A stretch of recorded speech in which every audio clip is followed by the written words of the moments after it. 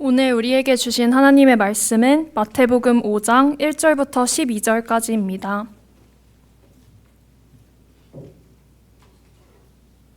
다 찾으신 줄 알고 제가 봉독하겠습니다.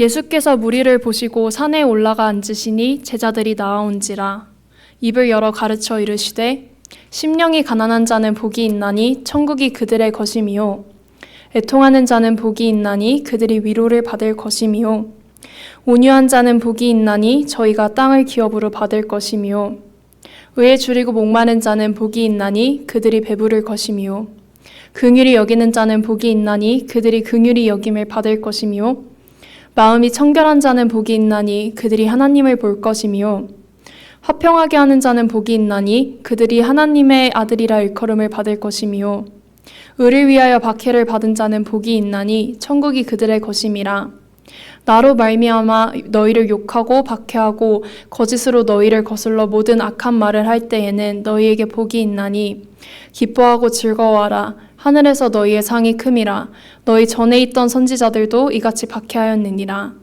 주님의 말씀입니다.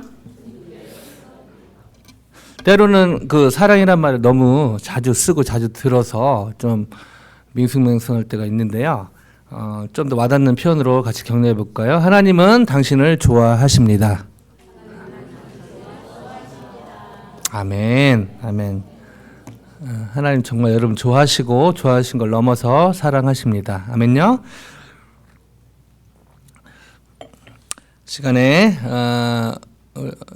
시간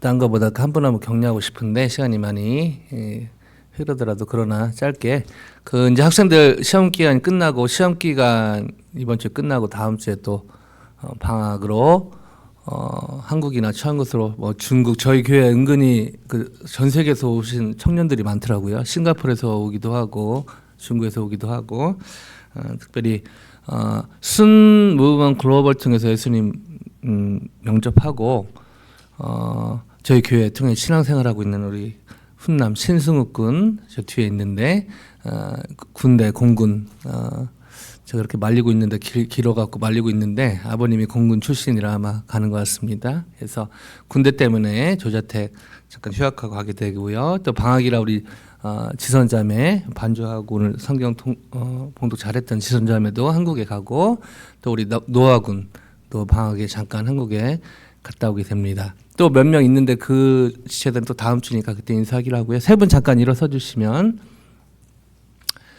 승욱, 지선, 우리 노아군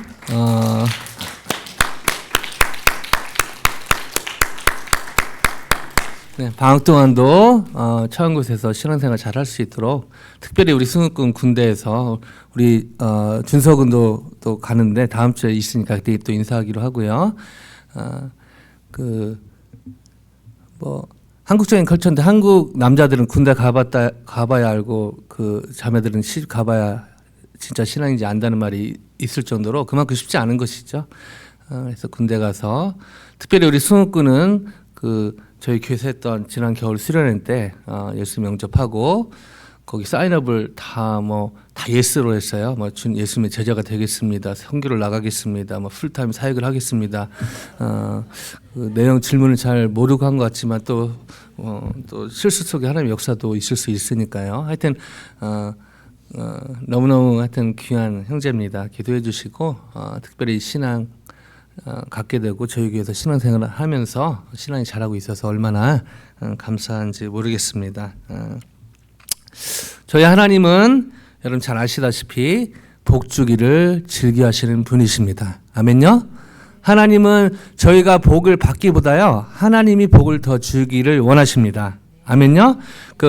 자녀를 키워보고 또 손주까지 저는 거기까지 경험 없지만 개표에서 보면은 받기보다 주는 거를 그리고 유명한 어떤 노래 가사도 있지만 어머님은 짜장면이 싫다고 하셨다는 말도 있지만 사실은 당신이 드시는 것보다 부모님이 드시는 것보다 자녀들이 손주들이 먹는 걸 더 기뻐하는 것이죠. 하나님의 사랑을 닮은 사랑이 아닌가 생각이 듭니다. 하나님은 복 주기를 너무너무 사실 저희가 받기를 원하는 것보다 훨씬 더 주기를 원하시는 분이시죠. 근데 이걸 이제 가는 오해다 보면은 또 역으로 가게 되는데 하나님 복 주시기 원하니까 내가 복을 받아야겠다. 그래서 제가 종종 말씀드렸듯이 한국에 저희 어머니 다니시는 교회 어떤 권사님들 최근 통화해 보니까 여전히 그런 삶을 살고 계시더라고요. 주일 예배 끝나고 맛있게 식사하고 점집에 찾아가는 영원한 사람이 또 나타났다고 해서 찾아가는 그런 권사님들 그룹이 있다고 합니다. 정말 웃어야 될지 울어야 될지 교회가 큰데요. 권사님도 되게 많은 것 같아요. 근데 그 중에 일부만 이제 그런 것이겠죠. 저희 교회 권사님들 예배 후에 예배 관련해서 성가대로 또 음식 준비로 매주 준비하시고 이후에 블루스카이 또 뭐 뒷정리 또 뭐 한나기도회까지 정말 이렇게 섬기시는 우리 권사님과 비교해 볼 때 너무너무 저희 교회 권사님들 자랑스러우면서 동시에 같은 신앙생활을 한다고 하는 어떤 일부 분들이 하나님을 오해해서 이 점집에 정기적으로 가는 그들에게 하나님이 과연 누구인가라는 질문을 하고 싶습니다. 혹시 그들이 하나님이라고 하지만 그 권사님들이 믿는다고 하는 하나님은 혹시 종교적인 하나님이 아닌가, 하나님이란 이름의 우상이 아닌가, 그런 생각을 해봅니다. 실제로 성경이 증거하고 또 실제 하시는 하나님이 아니라 이름은 똑같이 하나님이라고 부르지만 종교적으로 만든 하나님이 아닌가, 그런 직분이 권사임에도 불구하고 너무 안타까운 일이 아닌가 싶습니다. 하나님은 정말 저희를 복 주길 원하시는데요. 정말 원하십니다. 어떻게 하면 우리에게 복 주기를 정말 원하시는 그 하나님께 진짜 복을 받고 진짜 복을 누릴 수 있을까요? 저희가 받기를 원하는 것보다 훨씬 더 깊이 있게 다방면에, 보통 이게 하나님 주신 복하면 그냥 우리 실생활의 복과 상관없이 그냥 어떤 마음의 뭐 그런 것 쪽으로 그렇게 그런 거라고 제가 착각하기 쉬운데 그렇지 않습니다. 하나님 주신 복은요 되게 홀리스틱하죠. 전인격적입니다. 어떻게 하면 하나님께서 정말 제가 받길 원하는 것보다 훨씬 복 주길 원하시는데요. 그 하나님 주시는 복을 받고 또 누리는 삶, 누구보다 하나님이 원하시는 것이죠. 이런 삶을 살 수 있을까라는 질문을 가지고 오늘의 본문 안으로 들어가 보길 원합니다. 오늘 본문 우리 지선자매가 잘 읽어줬는데 1절 같이 한번 읽어보실까요? 시작.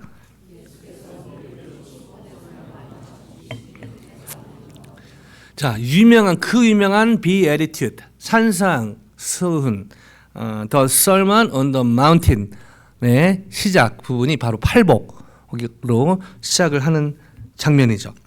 자, 근데 여기서는 그 산상순, 여기에 마태가 산이라는 표현을 썼는데요. 헬라어로 토오로스라는 단어인데요.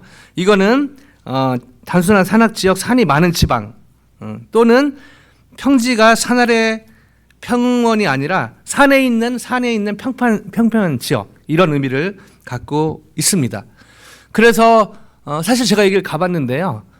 이게 산인지 동산인지 좀 헷갈립니다. 헷갈려요. 좀 헷갈렸던 분이 한 분 더 성경에 있죠. 누가가 그렇습니다. 자, 누가복음 6장 17절 똑같은 본문인데요. 이렇게 얘기합니다. 같이 읽어보실까요? 시작. 예수께서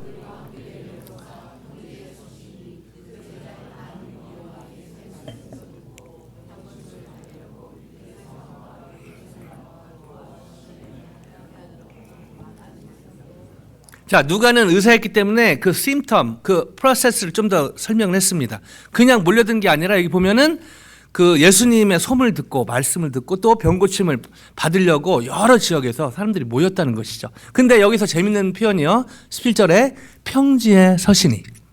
그래서 이 부분의 별칭은 평지수은입니다. 여러분, 산상수은이 맞을까요? 평지수은이 맞을까요? 제가 듣기로는 산상수훈을 워낙 많이 들어서 산상수훈의 무게가 가기 쉽지만 사실 둘 다 맞습니다. 누가 보기에는 이게 산 같기도 하고요. 누가 보기에는 평지. 저는 약간 제가 누구 편 들면 좀 마태가 서운할 수 있고 누가 서운할 수 있어서 편은 안 들겠는데 제가 가보니까 좀 헷갈리더라고요. 이게 산이야 아니면 이게 평지야. 산상수훈이기도 하고요. 평지수훈이기도 한 것이죠. 근데 그것보다 더 중요한 의미가 있습니다. 뭐냐면요, 고대 많은 주석가들이요, 이 부분에 대해서 그 예수님께서 일부러 산에 올라가셨고 특별히 마태복음에 산을 강조한 이유는 신의 산의 모세의 역할을 예수님이 좀 더 확대해서 하고 있지 않나 이렇게 많은 주석가들이 보거든요. 그래서 이 산 여기를 신약의 신의 산이라고 불리기도 합니다.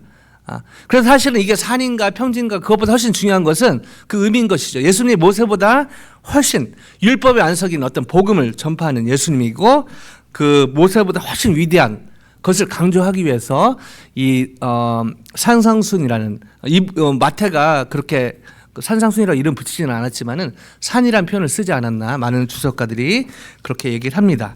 자, 이것보다 이제 훨씬 중요한 얘기. 여기에서 예수님의 비에리튜드 팔복에 대해서 말씀을 하시는데요. 자, 3절부터 한 절씩 저랑 교독해 보겠습니다. 제가 3절 우리 성도님들이 4절 이렇게 한 절씩 교독해 보겠는데요.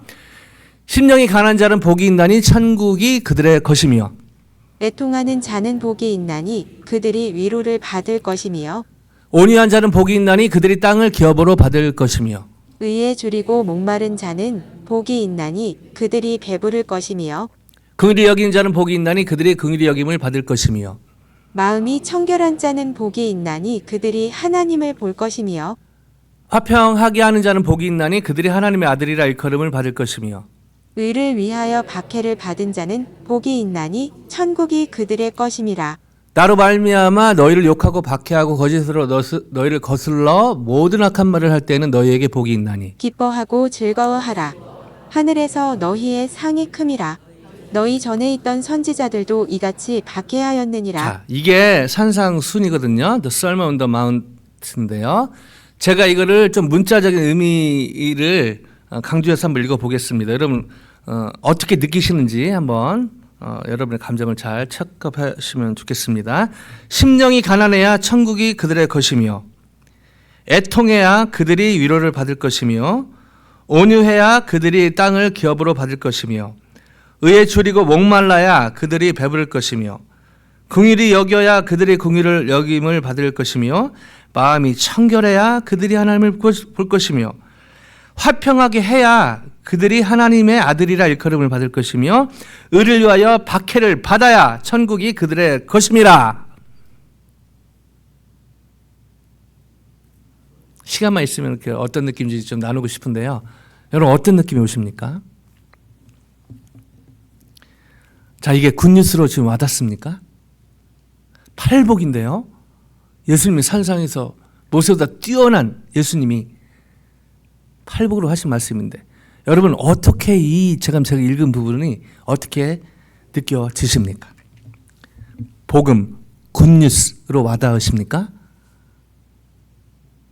만약 그렇게 와닿는다면요, 여러분 죄송합니다. 정신병원 한번 가봐야 됩니다. 왜냐면요, 제가 지금 이 팔복을요, 윤리적, 종교적으로 읽었거든요. 만약 예수님께서 이런 의미로 산상순을 말씀하셨다면 예수님은요, 바리새인들에게 오투유, 화 있을진저 이렇게 말씀하시면 안 됩니다. 왜냐하면 제가 지금 읽은 것은요, 바리새인들이 좋아하는 바리새인들 해석대로 읽었거든요. 뭐뭐 해야, 애통해야, 온유해야, 핍박을 받아야 천국이 너희 것이고 너희가 복을 받을 것이고, 과연 예수님은 이런 의도로 말씀하셨을까요? 자, 놀랍게도 오늘 팔복을 드는 사람들 반응이 어떤지 아십니까? 가볼까요?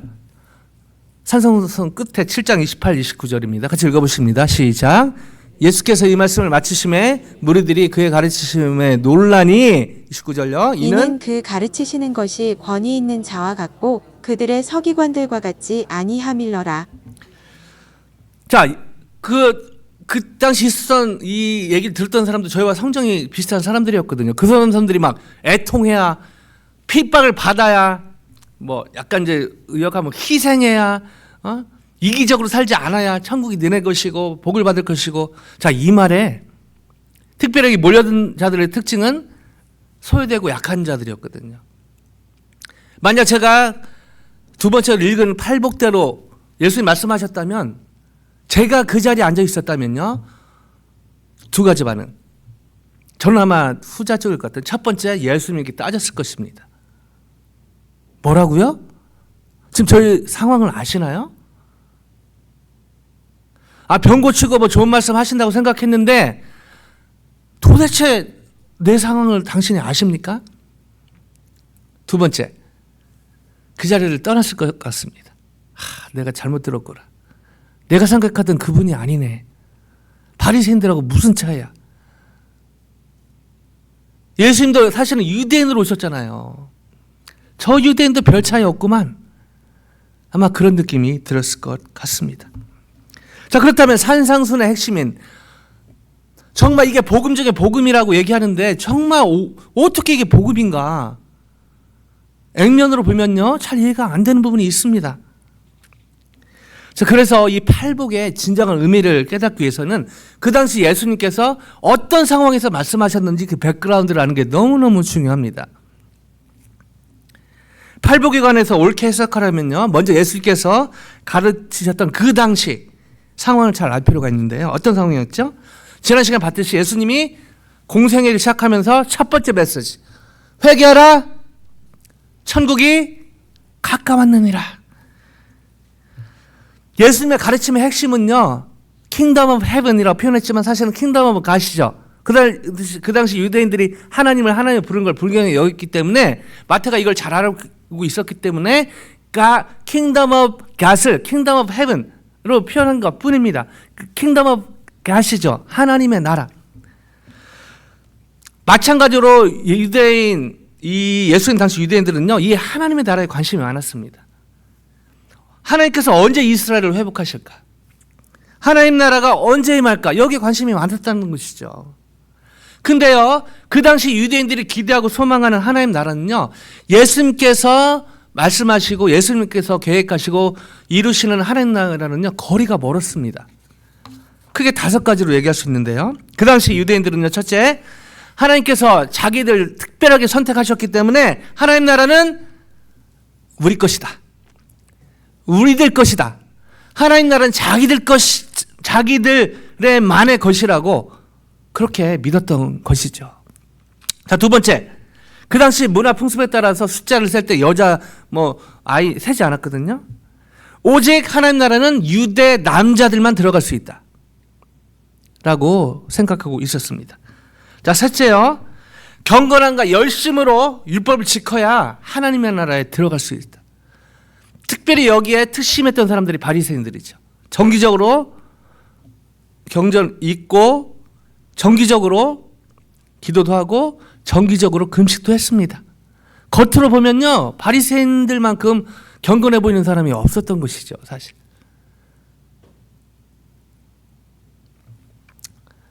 네 번째, 하나님 나라는 신체적으로 건강하고 온전한 사람만 천국에 들어갈 수 있다고 생각했습니다. 다섯 번째, 가난한 자들, 세상에서 실패한 자들은 하나님께 버림받았다고 생각을 한 것입니다. 가난한 사람들은 구제 대상이 될 수는 있지만 하나님 나라에는 들어갈 수 없다라고 믿은 것이죠. 자, 이런 백그라운드에서 예수님이 지금 이 말씀을 하셨다는 것이죠. 예수님은 여기에 강력하게 반발하시면서요, 이 팔복 전으로 문둥병자를 이 유대인의 입장에서 얼마나 이게 말이 안 돼. 문둥병자를 만진다고요? 이방인들을 개로 여겼던 이방인들을 가까이 하신다고요? 죄인이라 소문났던 세리들, 텍스 컬렉터를 제자로 what? 창녀들을 용서하시고요, 근처에 간다고? 병자들, 하나님의 나라에 근처도 갈 수 없는 그들에게 지금 간다고? 그 당시 유대인들 입장에서는 예수님이요, 너무 반대했던 것이죠. 자, 이런 선상에서 예수님이 팔복을 얘기하신 것이란, 자, 이런 관점에서 이런 배경을 알고 오늘 본문에 들어가면요, 좀 다르게 보입니다. 볼까요? 3절 들어갑니다. 심령이 가난한 자는 복이 있나니 천국이 그들의 것이며. 자, 심령이 가난한 자는, 심령이 가난하다 하면은 그냥 언뜻 앞뒤 자르고 생각하면 참 겸손하다, 그렇게 느낄 수 있잖아요.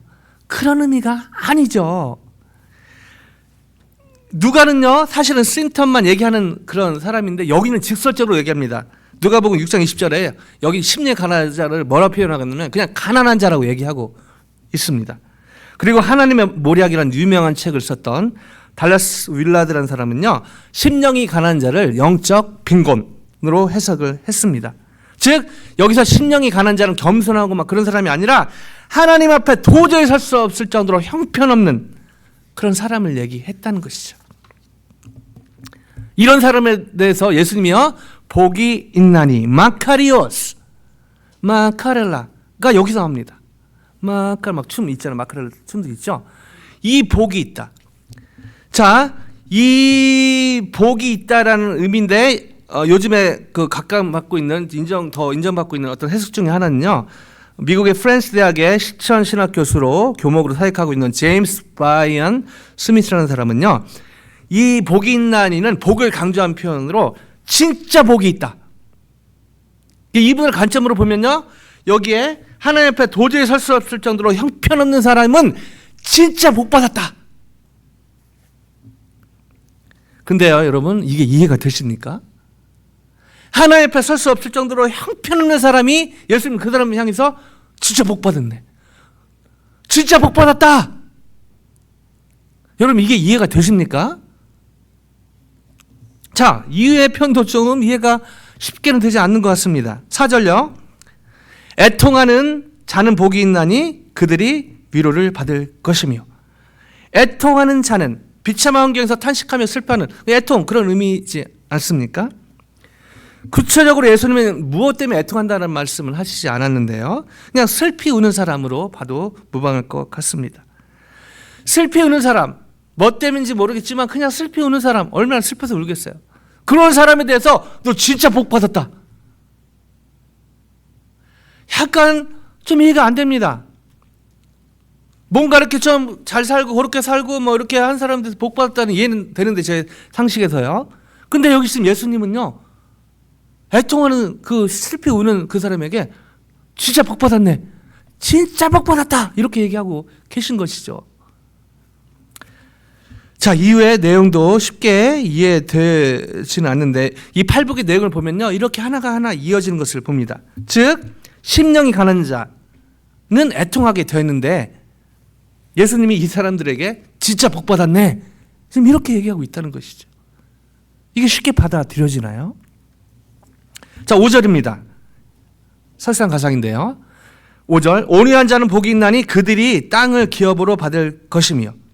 자, 저희가 일반적으로 생각하는 온유, 어떤 느낌이 있지 않습니까? 어떤 외형적인 폭력이나 잔인함의 반대어로 어떤 고통을 오래 참고 인내해서 생기는 어떤 그런 온유함, 단순히 뭐 성격이 부드러워서라기보다는 여러 시행착오와 여러 세월의 흔적의 열매로 온유한, 그렇게 착각하기 쉬운데요, 이 온유한 사람의 이 당시 아람어는 프라우스라는 단어였습니다. 프라우스.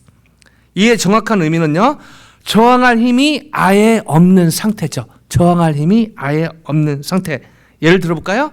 땅 주인이 마음대로 임대를 올렸는데 저항할 힘이 전혀 없고 땅 한 편 가지지 못한 사람의 마음이 바로 여기 말하는 온유의 정확한 이 문맥의 뜻이라는 것이죠. 심령이 강한 자는 애통하게 되고 그 가운데 약하기 짝이 없는, 이 저항할 힘이 없는 그 사람들을 향해서, 오늘 여기 한국말 단수지만 blessed are 다 복수로 되어 있습니다. 그 사람들에 대해서 예수님이 진짜 복 받았네, 이렇게 얘기하고 있단 말이죠. 그럼 이게 무슨 복입니까? 이게 성경이니까 그냥 다 하나님의 말씀이니까 좀 받아들여야 된다. 어떤 부분은 이해되지 않으면 받아들일 필요는 있지만 어떤 부분에는 고민을 해봐야 되죠. 이게 정말 복음이라고 하는데, 복음 중에 복음이라고 하는데, 팔복에 대해서 이게 정말 그 옛날 사람은 복음이고 이걸 들었던 사람은 복음이고 저에게 이게 정말 복음으로 와닿고 있는가 점검을 해봐야 된다는 것이죠. 6절에요. 설상가상해요. 6절, 의에 줄이고 목마른 자는 복이 있나니 진짜 복이 있다. 의에 줄이고 목마른 자, 의를 갈망한다는 뜻인데요, 정확한 뜻은, 문맥의 뜻은 의가 필요한 사람입니다. 사람들로부터 불의하다고 손가락질 받기에 하나님의 의가 간절히 필요한 상태에 있던 사람들을 얘기하는 것입니다. 여기에 대해서 예수님이 진짜 복 받았네, 이렇게 얘기하고 있단 말이죠. 아니, 좀 뭐 이렇게 잘 살고 좀 뭐 어떻게 착한 일 하고 좀 도우면 복이 있을 것이다. 이건 이해가 되겠는데요. 지금 다른 사람들의 손가락질을 받고 있고 하나님의 의가 하나님의 의로 막아줘야 되는 그 사람에게 복 받았다가 아니라 진짜 복 있네. 이렇게 예수님 말씀하고 계시다는 것입니다. 이게 무슨 복음입니까? 자, 설상가상 7절요. 7절부터 한번 다시 읽어볼까요? 시작. 긍휼히 여기는 자는 복이 있나니 그들이 긍휼히 여김을 받을 것이며 앞뒤 자르고 그 당시 문화를 모르면은 긍휼을 오해하기 쉽습니다. 이 여기에서 긍휼히 여기는 사람은 누굴까요? 그 당시는요 복수와 보복에 익숙한 사회였습니다. 거기에서 긍휼을 베푸는 사람은요 바보였죠. 어리석은 사람이었던 것입니다. 그런 사회에서 그런 배경에서 콩 하나를 옆 사람과 나눠 먹기에 반으로 가르는 것은요 그 당시 사회 개념으로는요 바보였습니다. 바보. 어리석은 사람이었다는 것이죠. 근데 그런 사람들에 대해서 예수님이 복 받았네. 진짜 복 있네. 받아들이기 소화하기 쉽지 않죠. 8절요. 같이 읽어볼까요? 시작. 마음이 청결한 자는 복이 있나니 그들이 하나님을 볼 것이며 마음이 청결한 자. 이것도 앞뒤 자르고 그 단어만 보면 진짜 막 좋은 의미일 것 같은데 그 당시 상황에서 이것을 해석할 필요가 있는 것이죠. 왜냐하면 그 당시는요 모두들 자기 욕망을 채우기 위해서 필사적으로 달려가는 상황이었다는 것이죠. 자기 욕심을 채우려고. 그래서 모든 사람이 그렇게 자기 욕심을 채우려고 가는 그 상황에서 뒤에 터덜터덜 따라가는 힘없고 약한 사람을 얘기하는 것입니다. 그래서 세상의 소망이란 건 아무것도 없는 진짜 연약하고 연약한 사람을 얘기한 것이죠. 거기에서 예수님이 진짜 복 받았네 이렇게 얘기하고 있다는 것입니다. 이게 무슨 똥돼지 같은 얘기처럼 들립니까? 9절요. 같이 읽어볼까요? 시작. 화평하게 하는 자는 복이 있나니 그들이 하나님의 아들이라 일컬음을 받을 것이며 자, 화평하게 하는 피스메이커 얼마나 좋습니까만은 여기에 화평하게 하는 사람은 그런 의미가 아니라는 것이죠. 그 당시 백그라운드에 당시 사람들이 막 싸우기에 앞서 막 싸운데 앞장섰던 사람들 힘과 지식을 이용해서 상대방의 무릎을 꿇리려는 사람들 틈바구니에 있던 연약한 제발 싸우지 마 피스메이커 힘 있고 그런 게 아니라 아무 힘도 없고 권력도 없고 능력도 없어서 그냥 이렇게 그런 비참한 상태에 있던 사람들을 얘기하고 있는 것이죠. 자 10절요. 시작. 의를 위하여 박해를 받은 자는 복이 있나니 천국이 그들의 것이니라. 세상 사람들부터 욕먹고 박해받은 약하디 약한 사람들을 얘기하고 계신 것이죠. 그 사는 사람들에 대해서 하나님이 예수님이 복 받았네. 진짜 복 있네. 목사잖아요. 솔직히 그분만 보면요. 소화하기 쉽지 않습니다. 설교하기 더 쉽지 않죠. 저한테 복음으로 와닿지 않은데 어떻게 이게 복음이라고 제가 설교를 하겠습니까? 정리하면요. 팔복에 언급된 사람들은 그 당시 유대인들의 상황, 즉 대제국 로마의 강압적 지배와 헤롯 가문의 폭력적 왕권 아래서 서로가 자기 살 길을 찾아 우왕좌왕하고 극도로 분리된 사회에서 약한 사람들이었다는 것이죠. 이 팔복을 들었던 사람들의 처지가 바로 약하디 약한 그 당시 사회에서 정말 약하디 약한 이집트 지금도 마찬가지. 이집트는요 거기 보면은 그 드라이브 라이센스 보면은 종교 이런 거 쓰게 돼 있거든요. 지금도 기독교나 쓰면은 사회에서요 어느 이상 못 갑니다. 곱틱 크리스찬이라고 하죠. 그 선배들을요. 그래서 거기 크리스찬들 사는 데 가면요 눈물 납니다. 신앙을 그냥 기독교인 하면요 그냥 주류사에 가지 못할 뿐더러 그냥 변두리에 거기에 그렇게 살게 되는 것이죠. 오늘 이 팔복을 듣는 대부분의 청정들은 바로 세상으로부터 소외된 비참한 사람들이었다는 것입니다. 자, 여기서 근원적인 질문이 생기는데요. 당시에 소외당하고 약했던 사람들을 향해 예수님은 왜 진짜 복받았네, 진짜 복받은 사람이라고 얘기했을까요? 마카리오스. 질문이 안 생길 수가 없는 것이죠.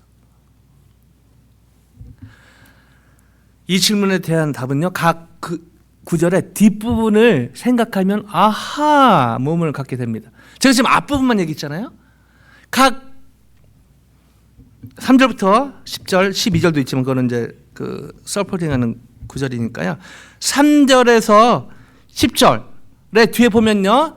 3절로 다시 가면 심령이 가난한 자는 마카리오스 진짜 복이 있네 하면서 천국이 저희 것이며 영어 표현으로 for there is the kingdom of heaven 나와 있는데 헬라로 보면은 여기에 호티로 시작합니다. 호티 뜻은요. 왜냐하면 because입니다. 그러니까 왜냐하면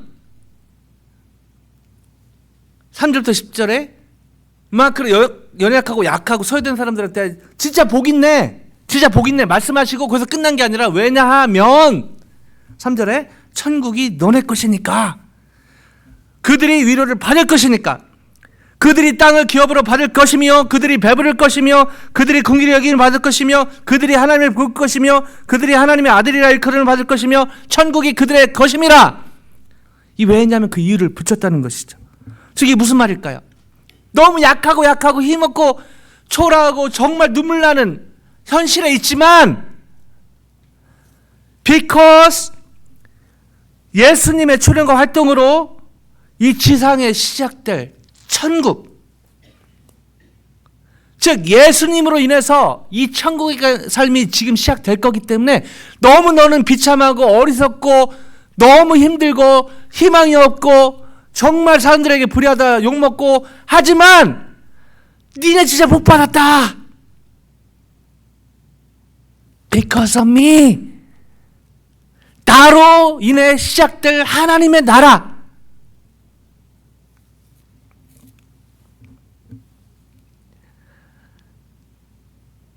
즉 너무너무 내일을 어떻게 맞이할 수 없는 사람들에게 너무 힘들고 어렵고 내일을 살 수 있을까? 한숨 나는 사람들에게 진짜 복 있네. 그런 사람들에게 천국을 경험하게 하겠다. 이 하나님의 선언이신 것입니다. 아멘요? 예수님의 선언이신 것입니다. 세상에 소망이 없지만 내가 시작하는, 내가 진행하고 내가 다시와 이룰 이 천국 하나님의 나라를 너희는 경험하게 될 것이다. 즉 팔복의 앞부분은요. 뒤에 호티절 because 언급들 뒤에 여러 복들 천국이 그들의 것이며 긍휼히 받을 것이 위로받을 것이요. 그거를 얻기 위한 어떤 조건이 아니라는 것이죠. 그런데 상당 세월 그렇게 설교가 되고 그렇게 가르쳐졌습니다. 크리스찬은 이렇게 살아야 되고 이렇게 살아야 되고 어떻게 되죠? 바리새적으로 이 말씀이 그렇게 선포되고 그렇게 가르쳐졌다는 것이죠. 그러니까 교회 오는 게요 너무 무거워요. 일주일 삶도 쉽지 않은데 교회 와서 또 정확한 의미를 모른 채 온유해야 된다, 화평하게 해야 된다, 착하게 살아야 된다, 섬겨야 된다. 그런 삶을 살지 말라는 것이 아니라 그것은 우리가 그렇게 해야 복을 받고 천국에 간다는 게 아니라는 것이죠. 종합적으로 정리하면요, 팔복은 하나님의 팔복의 앞부분은 하나님의 보상을 받기 위한, 하나님의 복을 받기 위한 처방전이 아니라는 것입니다. 천국에 들어가기 위해서 도덕적, 종교적으로 뭐 그렇게 이거 규례를 지켜야 된다는 그런 게 아니라는 것이죠.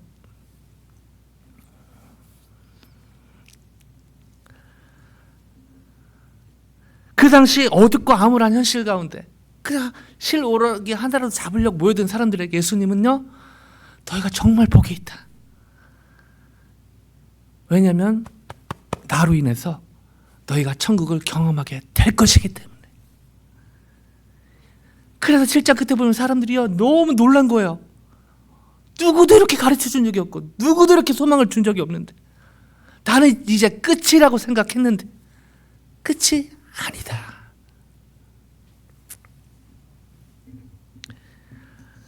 그래서 이 비참함에 어둡고 암울한 현실에 너무 힘들었던 그들은요, 이 산상수훈의 팔복을 통해서 복음을 경험하게 된 것이죠. This is gospel, 유앙겔리온. This is such a good news.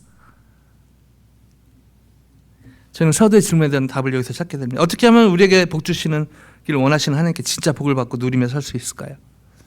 천국의 복음의 하나님 나라의 핵심이신 예수님을 주로 모시게 될 때, 저희는 예수님이 시작하셨고 십자가에서 사탄의 머리를 깨셨고 진행하시고 다시 오셔서 완성하실 하나님의 나라를 경험하게 될 것입니다. 아멘요? 예수 믿고 천당 간다. 아주 구원의 밑부분을 얘기한 것이죠. 맞는 얘기지만요, 그건 하나님의 나라를 깊이 잘 모를 때 그냥 그런 얘기 하는 것입니다. 그러면 나 내 마음대로 살다가 죽기 전에 예수 믿고 천당 가지. 여러분, 이것처럼 교만한 얘기 어디 있습니까? 자기가 언제 죽을지 어떻게 알아요? 85세 죽는다고 누가 보장을 해놨습니까? 그 말 하는 사람처럼 교만한 사람이 없는 거예요. 자기가 죽을지 언제 어떻게 죽을지 어떻게 아냐고요. 내가 죽기 직전에 5분 전에 예수님 믿겠다. Such a lie. 예수님을, 하나님 은혜가 예수님을 믿으면요, 하나님 나라 동행이 시작되는 것입니다. 아멘요? 죽어서 가는 곳은 천국의 천당이죠. 천국은 하나님 어떤 시간, 어떤 장수적 개념이라기보다는 어떤 통치의 개념인 것입니다. 예수님이 저희 마음의 주인 역할을 하실 때, 주인 역할을 저희 내어줄 때 저희는요, 천국의 경험을, 하나님의 나라를 경험하게 되는 것입니다. 아멘요? 근데 사탄은 오해를 주죠. 예수님이 저희 마음의 중심에 계시면, 저희 교회의 주인이 되면, 저희 가정의 주인이 되면 하고 싶은 거 하나도 못하고, 축구도 못 보고 골프도 못 치고, 이거 진짜 연애도 못하고 괜히 아프리카 가야 될 것 같고, 사탄이 주는 것입니다. 사탄이요. 여러분, 예수님이 진짜 마음 중심의 주인이 되실 때 진짜로 저희는 하나님의 복을 경험하게 될 것입니다. 아멘요? 팔복의 앞부분에 나온 삶의 양식을 종교적 도덕적인 열심으로 노력하며 사는 것이 아니라 복음의 핵심이신 예수님을 진짜 주인으로 모실 때 저희는 천국을 얻고 위로를 받고 땅을 기업으로 받고 배부르고 긍휼히 여김을 받고 하나님을 보고 하나님의 아들이라 일컬음을 받고 천국이 저희 것이 되는 놀라운 경험을 하게 될 것입니다. 말씀을 마무리하길 원하는데요, 이 복음의 진심이었던, 제가 요즘에 한참 너무 배우고 싶어하는 사람들 중에 설교 중에 자주 얘기했지만 모레비안이 있습니다. 모레비안. 체코가 옛날에 보헤미아였고요, 슬로바키아가 모라비아였죠. 자주 말씀드려서 어느 정도 얘기는 알지만 롱스토리 숏하면 그렇게 하나님께 쓰임받던 요한 웨슬레이가 영국에서 이 조지아로 선교는 배를 타고 목사했고 선교사했는데 큰 풍랑을 만났는데요, 너무너무 무서운 거죠. 죽으면 어떡하지? 그래서 가판 위로 올라갔는데 24명의 사람들이 그 배가 이렇게 넘어지면 파손되고 죽음의 목전 앞에서 손 들고, 이렇게 좋은 선가대와 찬양팀 좋은 예배당에서가 아니라 그 죽음이 왔다 갔다 하는 상황에서 두 손 들고 너무 평안하게 하나님을 찬양했다는 것이죠.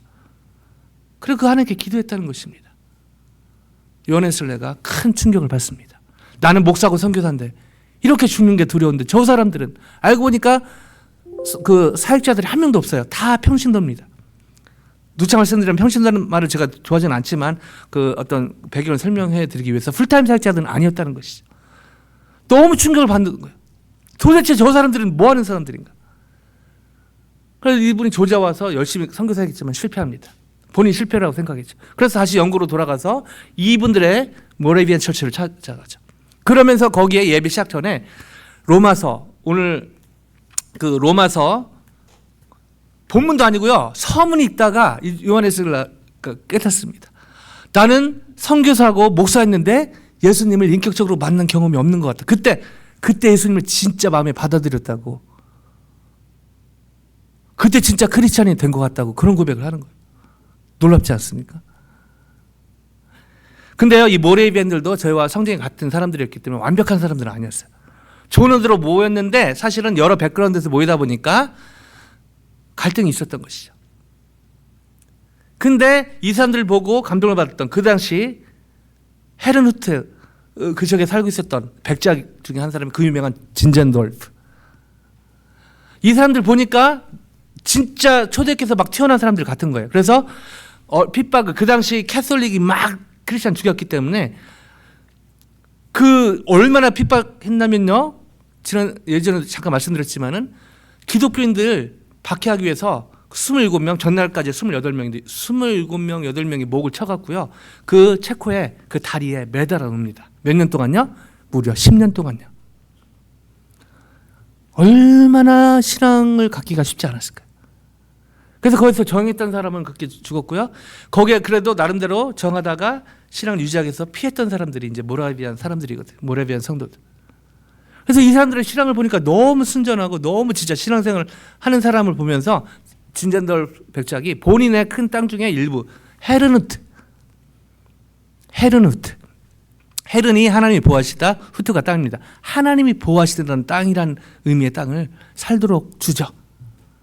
근데 거기 이제 본인들 좋은 마음이지만 또 리더가 중요합니다. 리더가 없다 보니까 또 갈등하고 그때 모라비안들이 진젠덜프에게 저희 리더로 섬겨달라고 부탁을 하죠. 그런 과정에서 진젠덜프가요 기도하는 중에 그 유명한 예수님의 어떤 그 당시 예수님 관련된 그림 그 밑에 설명이 뭐 써 있었냐면은 예수님은 너를 위해서 피를 흘렸는데 너는 뭐 하고 있니? 너는 뭐 하고 있는가? 이 단순한 말에 진젠덜프가 회개를 합니다. 진젠덜프가 나쁘게 사는 분이 아니에요. 나름대로 경건하게 살았던 분입니다. 땅도 주고 경건하게 살았는데 자기의 삶을 마음 중심에 예수님을 주인으로 모시고 살지는 않았다는 것을 깨닫죠. 그러면서 이분이 한 것 중에 하나가 바로 그 사람들의 청을 에스크를 받습니다. 그러면서 진젠돌프와 모라비안이 너무 주님 안에 아름다운 하모니를 이루죠. 주님을 따르는 한 사람 한 사람도 중요하고 또 그걸 섬기는 리더도 필요한 것을 제가 보게 되는 것이죠. 그래서 이분들이 말씀과 기도로 돌아가면서 놀랍게도 종교개혁을 일으켰던 마틴 루터 전에 하나님의 은혜로 하나님 감동으로 마틴 루터 100년 전에 야누스 약 100년 전에 존 위클리프 이 사람들은 교황보다 하나님의 말씀이 밑에 있는 걸 보면서 너무 경악을 합니다. 그래서 막 개혁의 목소리를 외쳤죠. 그러나 캐톨릭이 워낙 힘이 세다 보니까 돈도 갖고 권력을 갖고 있다 보니까 이 사람들을 죽이게 됩니다. 마틴 루터가 종교개혁했던 1517년 102년 전에 1415년 야누스가 화형을 당하게 되죠. 자, 그 1415년에 31년 전에 죽었던 존 위클리프 부관참시라고 하죠. 무덤을 파가지고 다시 그 시체를 갈기갈기 찢게 됩니다. 캐톨릭이 얼마나 이 사람들이 싫었을까요? 그 당시 황제들이 자신의 기득권을 놓치지 않기 위해서 별짓을 다 한 거죠. 자, 여기에 대항해서 종교개혁을 일으켰던 사람들 하나님께 귀하게 쓰임받았지만 워낙 캐톨릭이 여기 싸우는 여기 집중을 했기 때문에 어떤 닥트린을 만들고 거기 집중하다 보니까 놀랍게도요 선교에 대해서 전혀 관심이 없었다기보다 관심을 갖지 못했죠. 근데 이 모라비안과 진젠들을 통해서 이분들이 성경 읽고 기도하고 성령이 임하다 보니까 선교에 대해 눈이 띄기 시작합니다. 그러면서 숫자를 세보니까요 226명을 그 당시 보내게 되죠. 그 전에 캐톨릭에서 선교라는 거 비슷한 게 했는데 그 전에 200년 동안 보낸 숫자보다 그 모라비안과 진젠들가 보낸 그 숫자가 훨씬 그 당시 숫자로 많았던 것입니다. 바로 복음의 진심이었던 진젠돌프. 부족하고 연약했지만 복음의 진심이었던 모라비안 성도들. 감사한 건요. 저희 교회 예배 인원이 한 5, 60명 왔다 갔다 하는데요. 감사하게 여기에서요. 이번 서머 미션 가는 친구들이 우리 아구 한 명 더 늘어서 11명, 12명이 됩니다. 제가 모라비안들 너무 존경하는데 데이터 보니까 69명 중에 1명을 보냈더라고요. 선교를. 물론 거기는 장기 선교 포함하지만 저는 5, 60명 중에 12명 보냈다. 11명 보냈다. 와.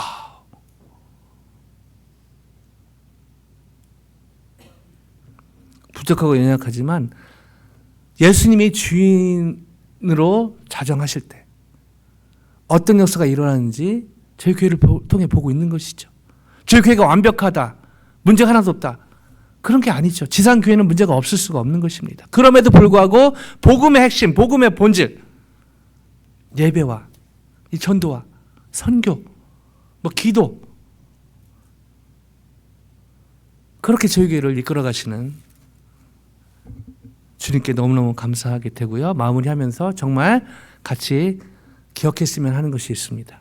여러분, 복 중의 복은 주 예수 그리스도십니다. 아멘요? 복 중의 복. 저희가 기도응답해서 갑자기 재정의 문제가 해결되고, 건강의 문제가 해결되고, 관계의 문제가 해결되고, 캠퍼스의 어떤 공부의 문제, 직장의 문제 해결되고, 이것도 기도응답의 복이지만요. 그러나 진짜 복 중의 복은 주 예수 그리스도십니다. 아멘요? 다른 말로 해볼까요? 하나님이 복이십니다. 아멘요? 하나님 주신 기도응답, 하나님 주신 무언가 또 복이지만 진짜 복은 바로 하나님이십니다. 아멘요? 이 진짜 복인 하나님을 마음의 품으로 의지함으로, 무엇보다 예수님을 진짜 주인으로 모심으로 계속해서 천국의 복을 누리시는, 그리고 나누시는 한 분 한 분 되시길 주님의 이름으로 간절히 축원드립니다.